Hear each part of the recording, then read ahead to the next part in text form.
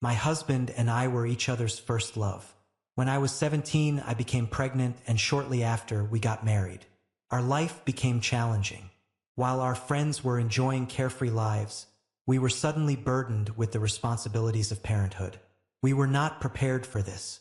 To make matters even more challenging, 1.5 years after the first pregnancy, I became pregnant again. I was not even 20 years old when our second son was born. My husband, David, had to stop his studies and started a business with the help of our parents. I found myself taking care of both children on my own. While David is a great father, I was the one who had to stay at home, handle all the household chores, and care for the children while he worked 14 to 16 hours a day. He worked those long hours out of necessity because we couldn't afford to hire help for the shop. Somehow, I started to blame him for our situation. Over the years, I harbored a deep resentment and held him responsible for robbing us of our youth and freedom. Part of me knew it was unfair, but I chose to ignore it. Fast forward to 2 years ago, our marriage wasn't bad. We understood that we had to work hard to provide our 2 wonderful kids with opportunities in life, and we functioned well as a team.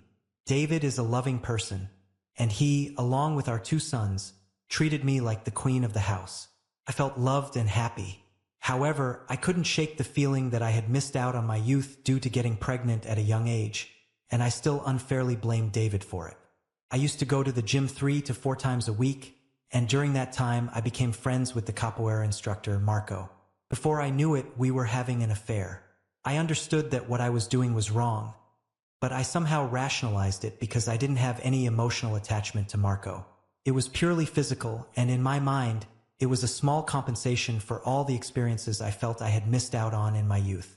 I had the desire to end the affair every week, but the truth is, I didn't stop until David discovered it just 2 days ago. David's reaction was completely unexpected. He packed some of my clothes into 2 bags and called my parents to come and pick me up. When I got home, my mother was in tears, and my father was visibly angry. David made it clear that I was no longer welcome in our house. I didn't need to ask why he was so furious. I immediately knew he had found out about my affair. It seemed best for me to spend the night at my parents' house. I told him I would give him time and space to calm down and promised to return the next day to talk with him before leaving. My parents were deeply disappointed in me. They love David and hold him in high regard for his achievements as a successful businessman and a good father. Although they were shocked, they still cared about me as their daughter. They offered me a place to stay and some space to reflect on things. The following morning, I returned home while my kids were at school, and David was at work. He usually came home for lunch, so I waited for him.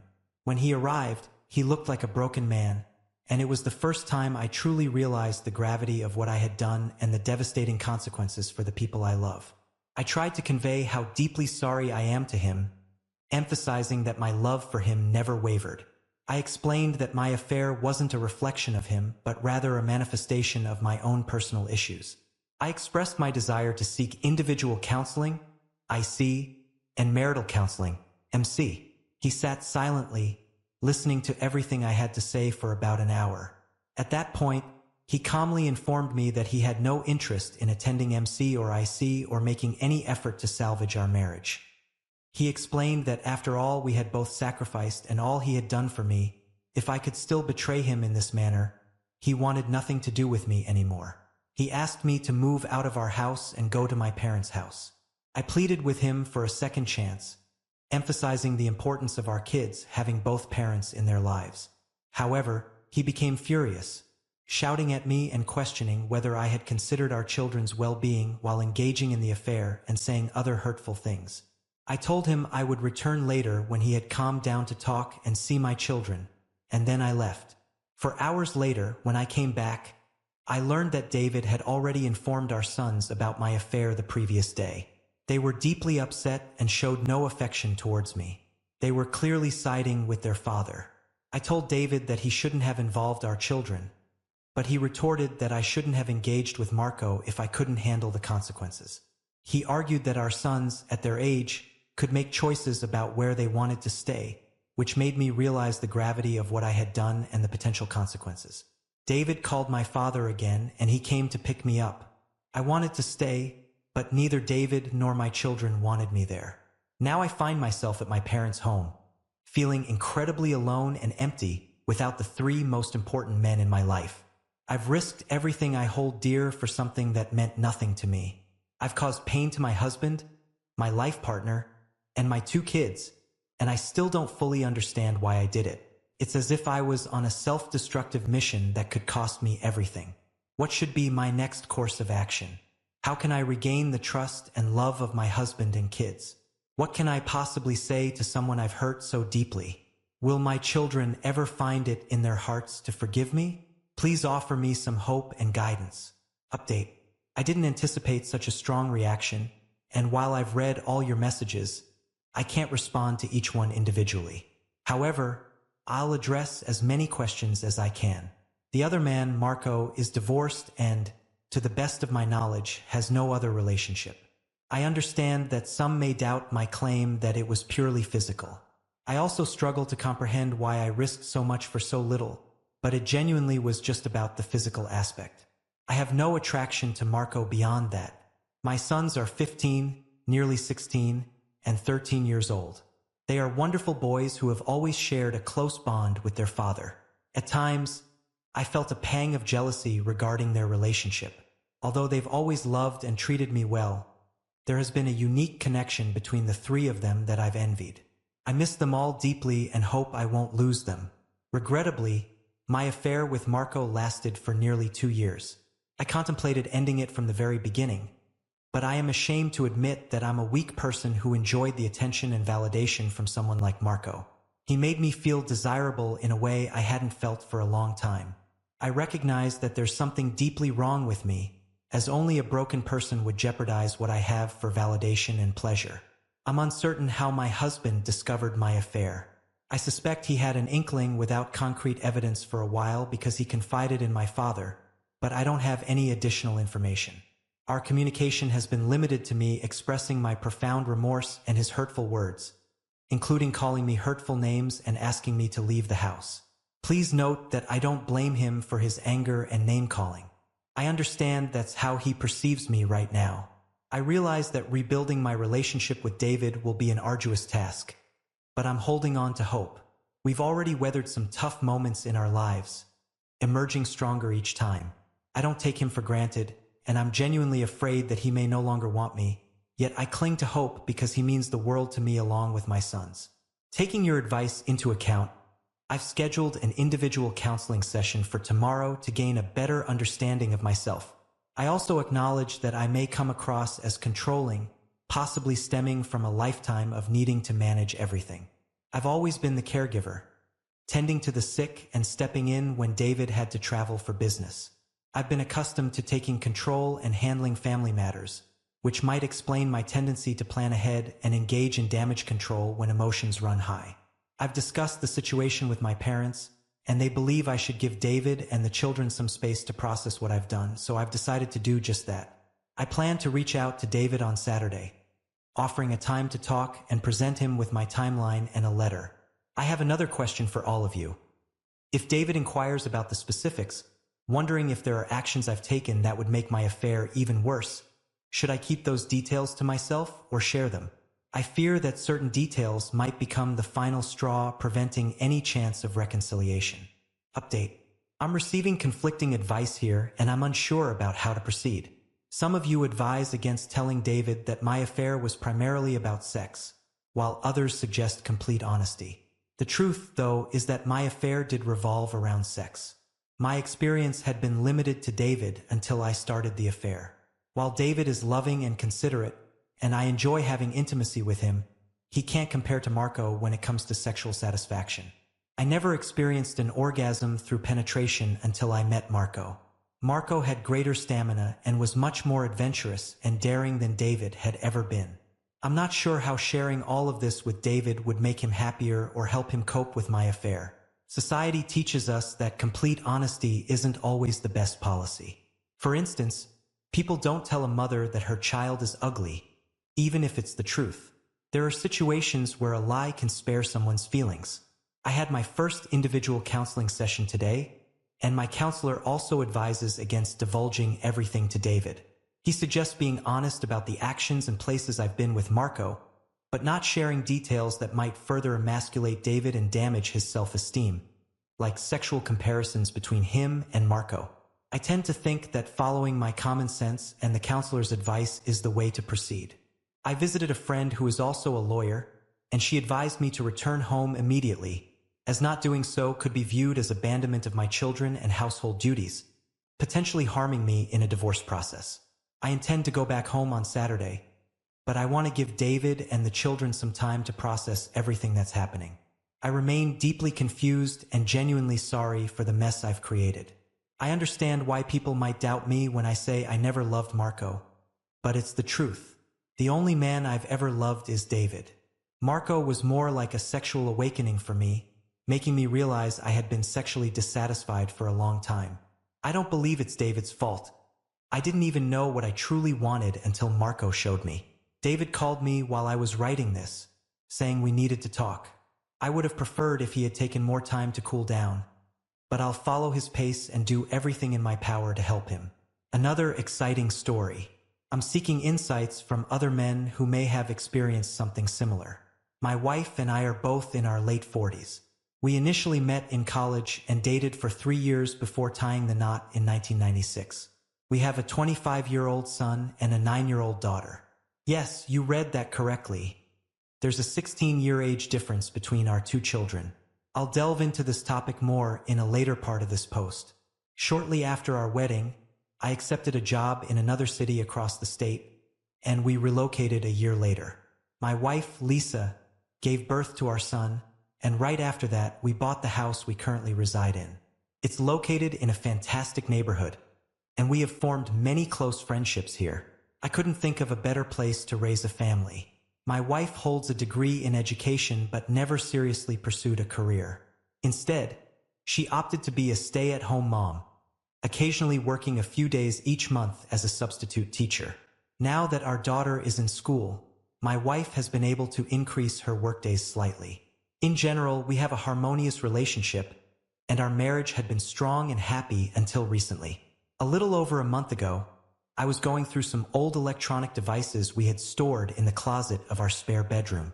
My plan was to wipe them clean and take them to the recycling center rather than disposing of them in the trash. The box contained old laptops, a desktop computer, several tablets we had accumulated over the years, as well as a collection of chargers, old calculators, and even an outdated tube TV. I connected all the devices to charge them so I could ensure all files were deleted and none of our personal information remained on them. It was a time-consuming task, but it had been on my to-do list for a while.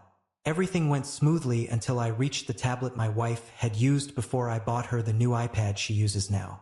When I powered it up, I initially didn't notice any content that needed to be removed, as she primarily used the device for browsing, shopping, and social media.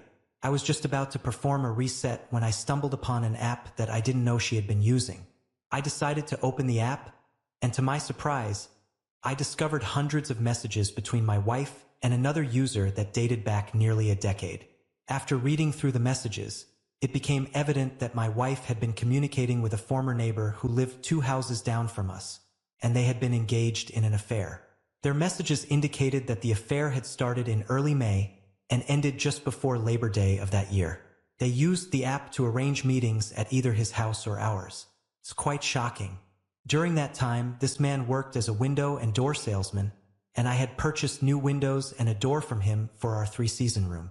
Based on their final messages, it seemed that the affair came to an end when my wife discovered she was pregnant with our daughter. I could sense her regret in her messages as she informed him about the pregnancy and expressed her desire to end things and recommit to our marriage. In one of their final messages, he inquired about the possibility of being the child's father. Her response indicated that she didn't think so, as she had been intimate with me 4 times that week compared to just once with him. The fact that my wife became pregnant with our daughter came as a complete surprise to us. Following the birth of our son, my wife received a diagnosis of a condition called anovulation, which leads to infertility. From then on, we continued without using contraception for years despite her doctor's advice that there was a slim chance she could conceive. Originally, we had plans for a larger family, but after the diagnosis, we adopted a more if it happens approach. When we learned about her pregnancy, I was overjoyed at the prospect of having another child. However, going through those messages between them felt like a gut punch. It was hard to believe, and I was utterly disgusted by the whole situation. Never in a million years would I have imagined that my wife could do something like this. After discovering the messages, I initially thought about confronting her. But then a voice inside me urged me to pause and carefully consider the situation. I decided to give it more thought and conduct further investigation before making any decisions that I might regret later. After all, this occurred nearly a decade ago, and our marriage has been fantastic, especially since our daughter's birth. But then I had a chilling thought. What if my daughter isn't biologically mine? How would I react? I know I would still love her, but it left me wondering how I would handle the situation. Even if it turned out that she wasn't mine, I'd love her just the same, although my heart would be broken far beyond what my wife had already done. For the rest of the day, I went on as normal, as if I hadn't seen the messages. I took all the old electronics, except for my wife's old tablet, of course, to the recycle center. My daughter came with me, and I took her out to lunch afterward. This all happened exactly 4 weeks ago today, and since that time, I've shut everything out of my mind and have been going on as normal. As I said, my marriage has been wonderful, and I love my kids with my entire being. If I confront my wife about the affair, it will open up a Pandora's box, which could end our marriage and potentially reveal that my daughter isn't mine. I definitely don't want to cause any pain for my daughter, and I don't think I want to end my marriage, at least that's how I felt at the time. I was progressing down the path of doing nothing, and things were going pretty well until Friday when I suddenly had a change of heart. At that moment, I was overwhelmed by a strong sense of anger and betrayal. I had hoped these feelings would fade, but over the weekend, they have only grown stronger. Now I'm contemplating confronting my wife to make her explain herself, and then facing her lover to hold him accountable for what they've done to me. It's clear to me now that they are both morally reprehensible and deserve consequences. While I would never resort to physical harm, I do wish for them to face significant repercussions for their actions. The man and his family moved away a year after the affair, and I doubt my wife has had any contact with him since, but one can never be sure. I suddenly feel compelled to inform his wife and potentially disrupt his marriage, making him endure the same suffering I've endured over the past month. I also have a strong urge to secretly have a DNA test done on my daughter without my wife's knowledge. Even though my feelings for her won't change, I need to know the truth. If it turns out she's indeed mine, I may choose to let go of this and move forward with life. This is where my mindset stands today, which is why I've decided to share this post seeking feedback. I can't discuss this with anyone I know, as I want to keep it confidential. Given the information I've provided, what would you do if you were in my situation? After pondering things for another week, I made the decision to confront my wife with the evidence. I sat her down, retrieved her old tablet, and began reading the messages. She started crying and pleaded with me to stop, but I continued reading until she rushed out of the room and into our bedroom. She stayed there for about 45 minutes before coming back to talk to me. When she returned, my first question was a simple why. Why did she do it? Her response was that she didn't know and that it was a foolish mistake. She then claimed that she felt we were having marital issues back then, and I was becoming distant, so feeling vulnerable, she got involved with someone who showed interest in her.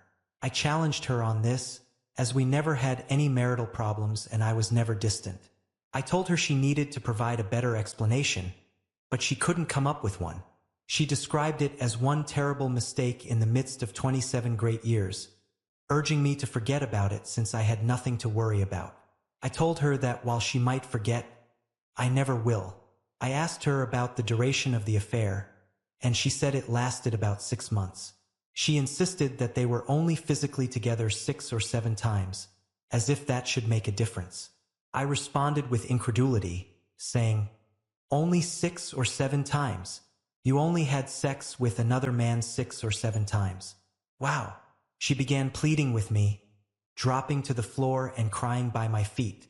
I allowed her to cry there for a while before instructing her to stand up and sit on the couch. Then, I told her to relocate all her belongings to the spare bedroom. Afterward, I explained my intention to conduct a DNA test on our daughter and possibly our son. Upon hearing this, she burst into tears, insisting it was unnecessary because both kids were mine. I questioned how she could be so certain, to which she replied that she only had an affair with one man and our daughter's conception date aligned with a time when she had only been intimate with me. I countered her claim with evidence from her messages. I read aloud the message in which she stated that during that week she was with me 4 times and him only once. She broke into tears again, and I left her alone, getting up and walking away. Later that afternoon, she moved her belongings into the spare room. Meanwhile, I ordered paternity testing kits from 2 different companies. The kits arrived a week later, and I collected the necessary samples. I told my daughter it was simply a routine doctor's test we needed to undergo. To reward her for her cooperation, I took her out for an afternoon of bowling and games at Main Event on that Saturday. Now I'm anxiously awaiting the test results. The suspense is taking a toll on my sleep and mental well-being. I'm eager to receive the results as soon as possible, but I'm also fearful of what they might reveal.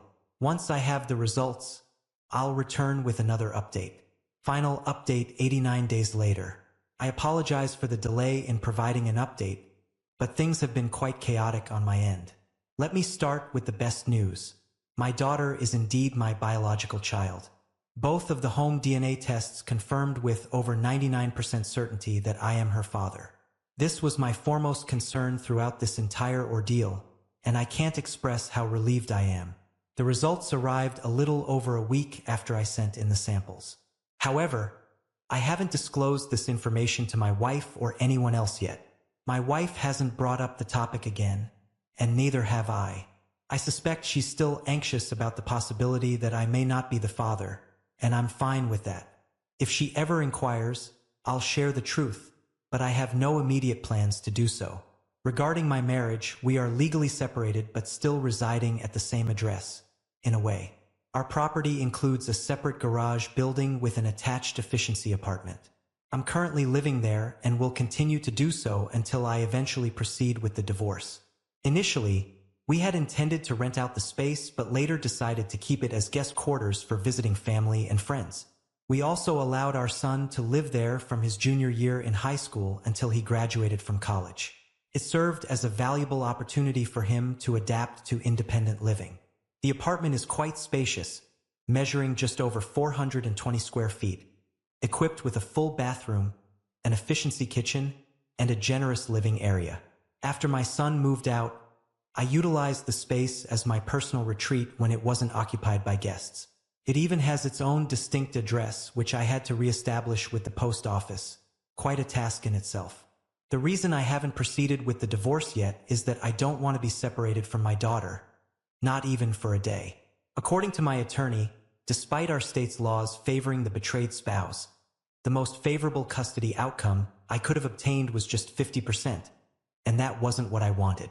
I desire to see my daughter every single day. In our state, a couple can legally remain separated indefinitely.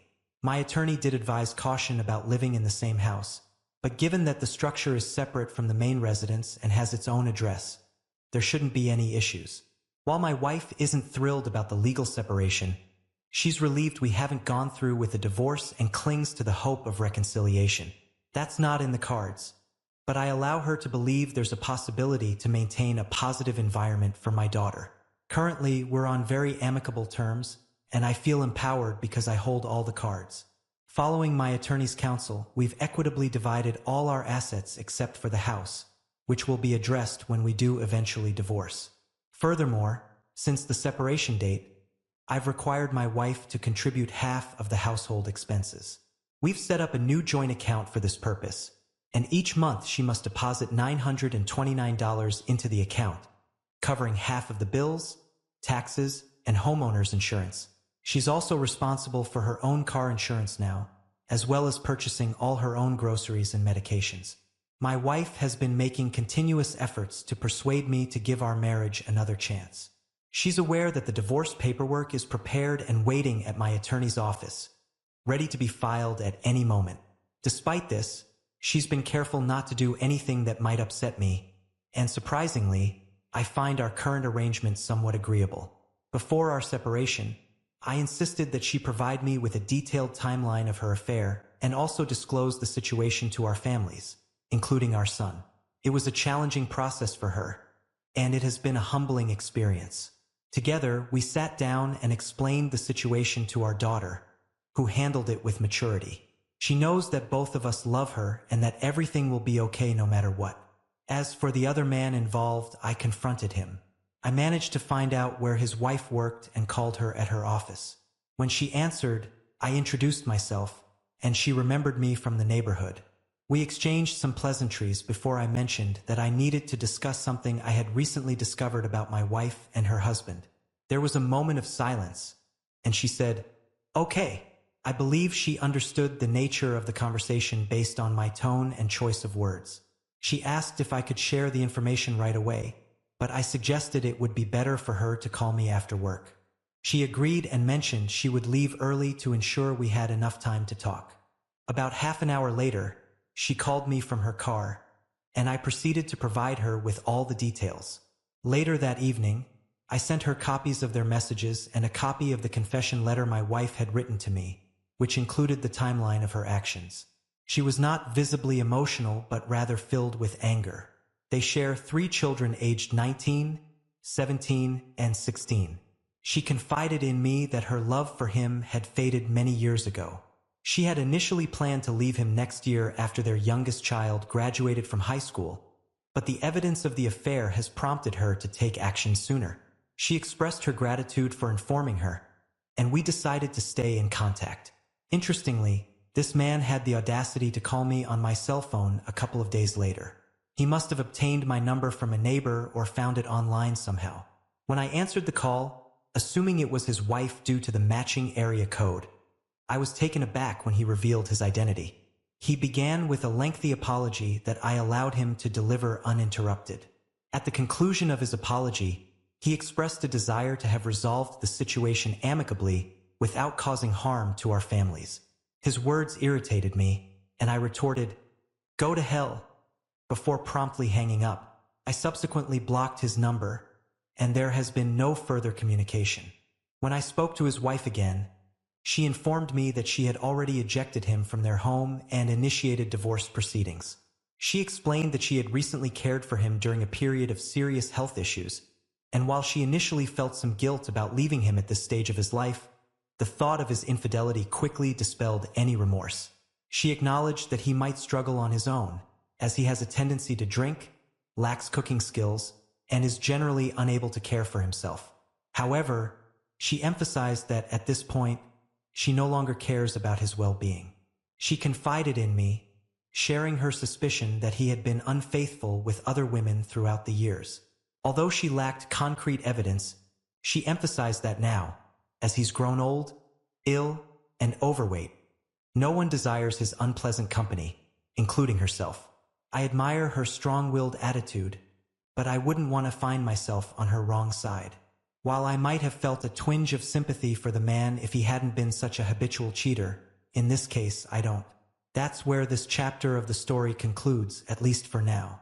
Given the way things have unfolded, I can envision us continuing to live in this arrangement until my daughter completes her schooling, or perhaps until she enters her teenage years. I understand that some of you may criticize my decision not to pursue a divorce, but I believe many fathers here will empathize with my perspective. I want to express my gratitude for the considerate messages and wish you all good health.